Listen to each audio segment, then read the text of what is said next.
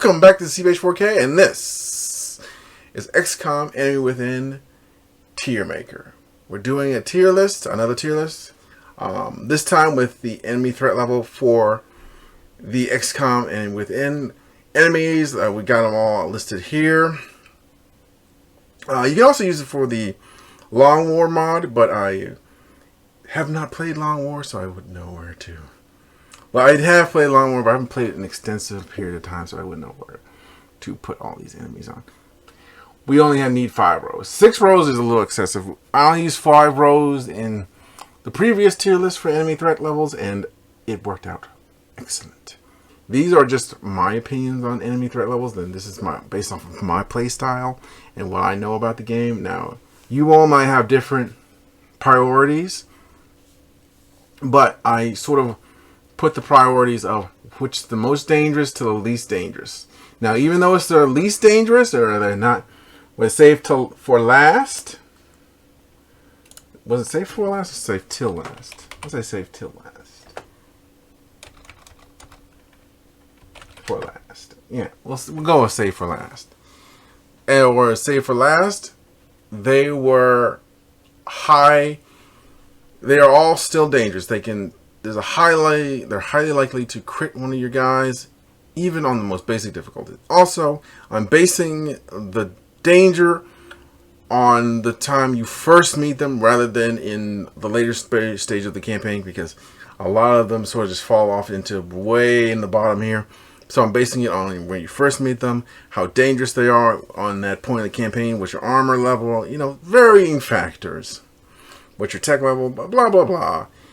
Your overall experience with your troops, how well their experience your barracks would be. Like, do you have a lot of colonels, or do you have a few colonels, or do you have no colonels at all? Or you just got people in captain rank, or do you have a bunch of rookies and now you're struggling with it? Squad wipe is basically a unit that an enemy that can do a squad wipe by itself with little to no support.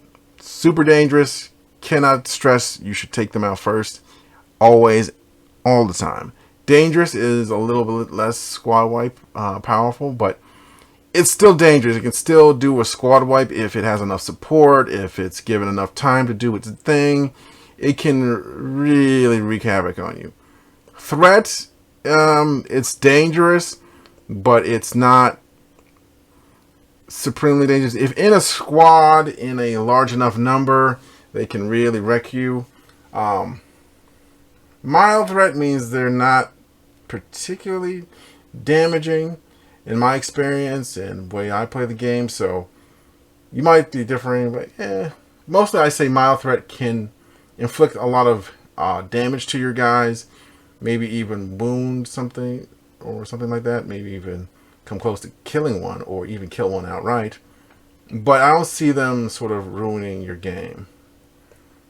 Save for last basically means they are, I wouldn't say trash tier or the weakest, but I would say I wouldn't prioritize killing them first, because they're dangerous, but they can be you can wait to neutralize them in most engagements. Let's begin with the operative. The Exalt operative, and we're just going to begin with Exalt, then we're going to move on to another way to judge it. Exalt, I feel like the operative should go here, but let me break it down. He has a grenade, a frag grenade. He has a assault rifle. Now, you have decent armor to protect you from the frag grenade and the assault rifle. So I'd say put it down here and save the last. They're not completely useless or weak, but I can see myself just not prioritizing them in a fight with other Exalt agents running around. Like, for instance, the sniper. I would say the sniper is more of a mild threat. Even though they're probably going to miss their shot, that shot will do more damage than what the operative will do with their assault rifle. They're effective at long range combat, and they can do enough damage to be significantly nasty, but you should have alloy armor. You should have that basic personal armor up and running. You should be have experienced troops when they start to come around. You should start to be building into laser weapons at the very least to take them out. And let's move on to heavy weapons. The heavy, I'd say, is a threat because of that rocket. If it wasn't for that rocket, they would probably be in mild threat. But that rocket gives them a nice little bit of a boost into a threat category. But here's the thing: I would say they're on the lower end of the threat category. So a higher end is towards the right, and the lower end is towards the left. So I'd say the heavy is definitely going to be on the left for the most part. We're probably going to move stuff to the left when they come up. Okay, elite operative. I want to say mild threat, but I'm struggling to sort of like see them. Like they have a few abilities that make them dangerous, but and plus they got laser weapons now, so I guess they're kind of dangerous. But you're getting plasma weapons and Titan armor, so you know what? We'll say they're like a little bit less of a mild threat. Like the sniper is a little bit better, but you know it's still dangerous. Elite medic, he'll heal himself before he'll do anything, so I'll put him in and save to last. Elite heavy's probably gonna go here because he's still a threat. Well, actually, he becomes less of a threat with his rocket launcher later on. Elite sniper. He is definitely a threat. He can do a lot of damage with that laser sniper rifle. But you should, even the elites, you gotta realize once you get that Titan armor, it's gonna be hard for them to do real damage to you, and you're probably gonna wipe them out before they have a chance to really mess your day up. So I would say the elite variants are a little bit stronger, but you won't really feel it at the point in the game where you get them, like especially after like a couple of missions into it. Like you will start to feel them becoming less and less of a threat, especially once you hit plasma and the plasma weapons come out. They will not be dangerous to you after a while. Like yeah, but I'd say they're a step up from the basic units. The basic units are not scary at all. Like the only thing that's really scary is the heavy and his rocket. That's about it. Now let's go into the aliens. But the aliens, we're going to start from the first one we meet to the last one. Well, the first one I meet and sort of like the order of which I experience when they come in my campaigns. It's different. It's a little bit different for everybody because sometimes they take a while to attack the alien base. Other times they do it early. But I'd like to do it in 3 or 4 months in.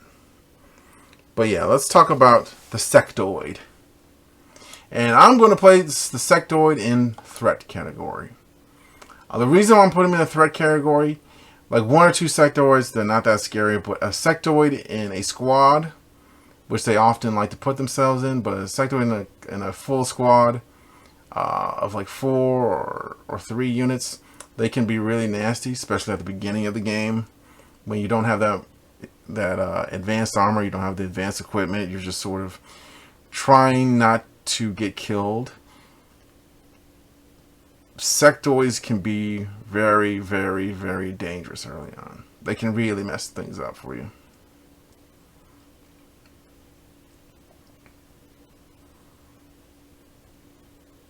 Now who's next?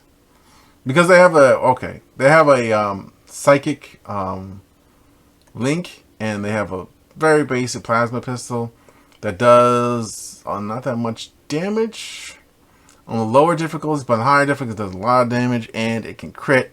So there's always a good chance it could kill somebody in one shot. So you have to be very careful with them early on, but later on they go all the way down to save to last because they are the weak starter unit for the aliens, and they'll very quickly fall.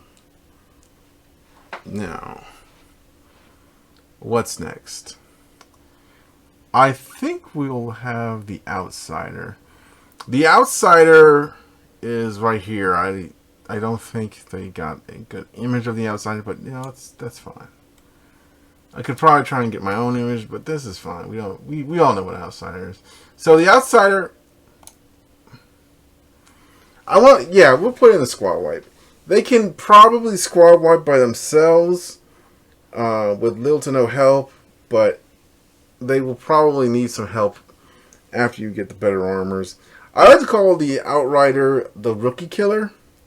And the reason I call them the Rookie Killer is because they have enough damage to straight up one-shot a rookie. And they have a defense bonus. They're very terrible to face so early on. But after a while, you can start taking care of them relatively easily. They have a plasma rifle that gives them enhanced aim, plus 10. But that's about it. They have nothing really special. They just sort of just are really good shots and have really good defense. So it's basically a very fundamental build. And because they're very basic and fundamental, like I said about with the Advent Trooper, not having a lot of thrills and just shooting can be even more dangerous than an alien with a bunch of skills that are easily countered or they're undone with you killing the alien. Like, if the sectoid mind controls me, okay, I'll just kill the sectoid and we'll just move on with our lives. Except for the sectoid, he'll be dead. Okay. A little bit of comedy in there, guys. You can feel free to laugh. Laugh, you sheep. Alright, now here... my old arch nemesis, the Thin Man. Need I even explain why the Thin Man gets immediately into squad wipe? Immediately. If you don't think this Thin Man gets put in the squad wipe category, I would like to say you have the luck of the most greatest luck I have ever heard, because the Thin Man, he will end campaigns by himself. He has and will continue to end my campaigns. I remember my first attempt at classic Xcom difficulty, and it was on Iron Man. I was very arrogant. Like, I completed my first game on normal difficulty. Like, yeah, I can beat this game. And it was like, not on Iron Man, the normal. It was like, I think it's called Veteran or something. No, it's called normal on this game. And I beat it. I was like, yeah, I had a bunch of casualties. And I had like a save load system, but I can do it on Iron Man, no problem. The Thin Man. And there was like a second UFO down. And the Thin Man proceeded to humble me in that mission. Now, you're probably thinking, how bad was it? Okay, I had a squad of not top tier people, but they were good people, and they had a good amount of experience. They were corporals. Some were coming into going to be sergeants soon, and they landed. And it's like, okay, let's just take the UFO. Then we met the Thin Man. Now, this is the first pod. The first pod was a couple of Thin Men. I was like thinking, okay, it's just Thin Men. No big deal. And we had missed the operation mission earlier. I think we didn't get one yet. I got lucky. I say that finger quotes. We got lucky with that one, but the Thin Man undid that luck. So these two Thin Men proceeded to crit my soldiers, because my soldiers were out of sorts. They were not in the right position for it. I had stumbled into the Thin Men, and their pod went active on their turn, and they proceeded to kill my guys with such disturbing glee. They had such high aim. They went and critted one person. My sniper, my best sniper, was the last survivor, and I had to leave with him. And after that game, I sort of just quit. I just quit playing because the Thin Men had ruined the thing. entire game. Now here's another one. This time I had done the covert, not the covert operation, but the council mission. And the council mission was at the graveyard with the bombs. And you all know what's going to happen next. That's right. I tried to do this mission with 4 people versus a bunch of thin men. Now, to be fair, all we did was fight sectoids for the most part. Then we got to precisely 1 thin man. Well, 2 thin men. We killed the first one outright, easily. It's like, yeah, we got this. That thin man proceeded to destroy every single one of my soldiers. I had to leave the mission because we ran out of time and the bomb was going off. So we left. I also deleted that game because I was miserable. You get the idea, right? The Thin Man has cost me campaigns. So let's run down his abilities. First, like I said, his improbable aim. He can snipe people in full cover. Much like the outsider. He can snipe them and just kill them outright from like halfway across the map. He can jump up high and get in a really good position. He can get the high ground and shoot people from there. Or he can just say, you know what, you guys are too good of cover, and then just sprays poisoning your soldiers, slowly killing them. Now, if they've taken damage from anything else, they will die afterwards. And it'll cause a panic if a group of them have been poisoned and one of them dies from being shot or poisoned. Then a very large... And whenever you take poison damage, you also take a panic. There's also a roll for a panic attack. And so if you get a panic attack and like a bunch of people, other people start to have a roll for panic attacks, and oh my, it is the worst experience to watch an entire group of semi-experienced soldiers just have a full-on breakdown in the middle of combat. Those have been some of my worst moments with Thin Man. Put yours in the comments. It'll help you heal. It will help you heal. Let's talk about either the floater or seeker. I think we'll talk about the floater. The floater. Now you probably think, oh, he might be going in danger because he has the same amount of health as the Thin Man. No. I don't even put him in like the threat category like what I put with the sectoid. I put him slightly above the sectoid in the threat category. Because he can do damage early on. His coming from behind ability can be scary if you're not prepared for it. But ultimately I say the sectoid is a little bit more dangerous than he is. Yeah, like a little bit more dangerous. Not a lot.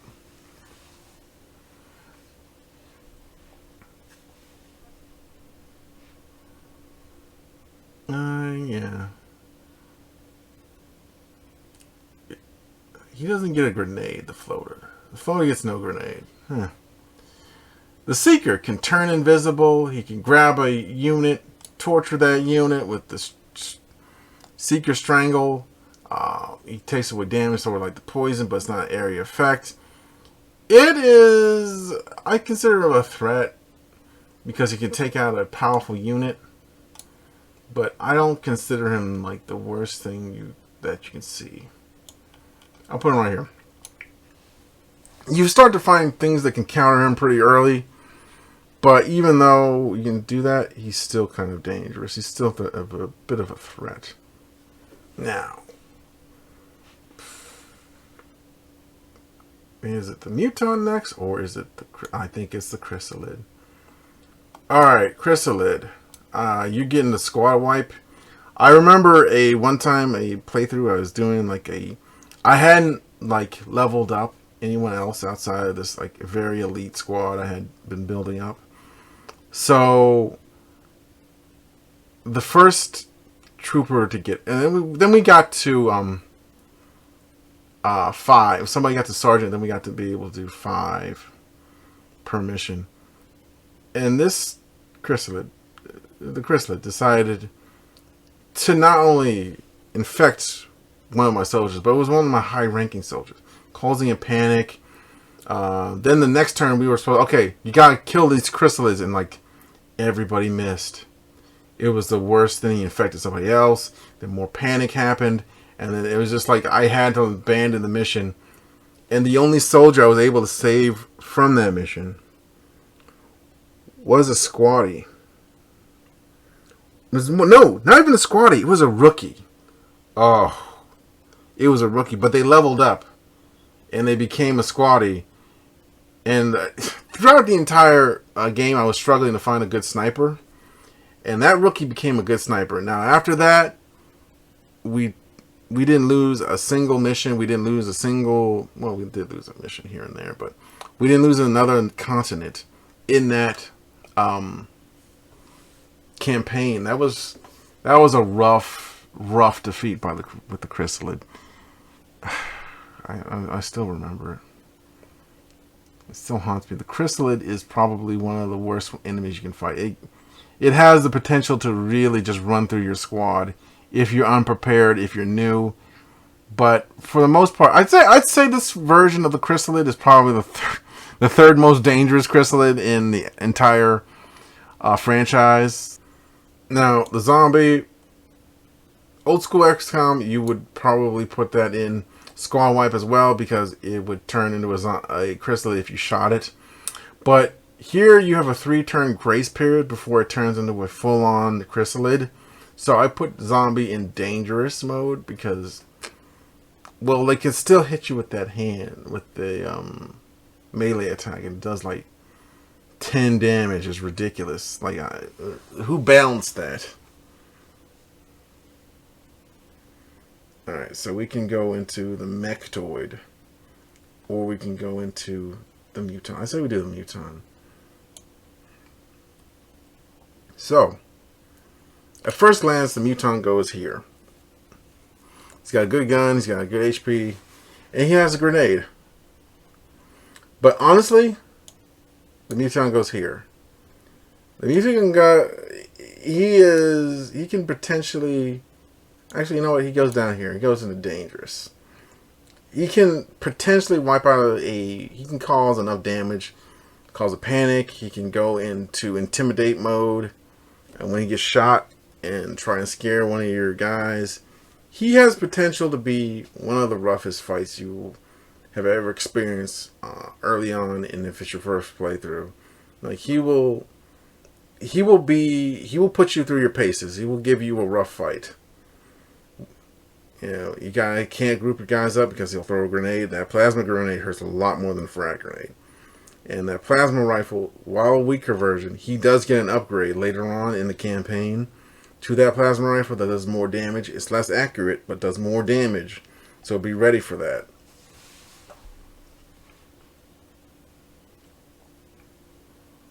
The mechtoid is like a sectoid, but with a mech.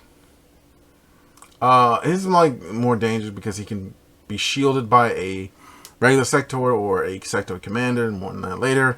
They can do a basic gunshot, which does a lot of damage if you're not careful. But I would say he's a threat, but he's not dangerous or a squad wipe level. Like, he needs support to be effective. I wouldn't say effective, but it will help him out a lot. He has a lot of health, so it'll take you a while to chip it down, but he doesn't have that many other abilities. Maybe. I don't think I remember him ever using a grenade. But it's entirely possible he does have a grenade. Cyber discs. I mean, there was one playthrough I have on this channel where I got just overrun with cyber discs and a base defense. They throw grenades. They switch into attack mode, which does a lot more damage when they shoot at people. Like, oh, I've had people get one-shotted by a cyber disc. That was not fun. Drone. Yeah, we're just gonna put the drone here. He heals the cyber disc and the mechtoid, but honestly, outside of that, he doesn't do that much damage. He does like 2 damage or 3 or 4, something like that. And you can wipe him out in a one shot from even your ballistic gun. It's either berserkers or sectoid commanders. I'll say sectoid commanders because I like to do the base fairly early. Sectoid commanders, they have mind control, they have other mental attacks, and they have a laser beam. All these make them effective in a combat situation. But I would say I'm more afraid of this other stuff here. Because while I do consider a sectoid commander really dangerous in certain scenarios, he's also very easy to deal with in other scenarios. That almost I can say you could probably capture one easily enough if you know what you're doing. But yeah, he's going right here. So mind powers and a gun.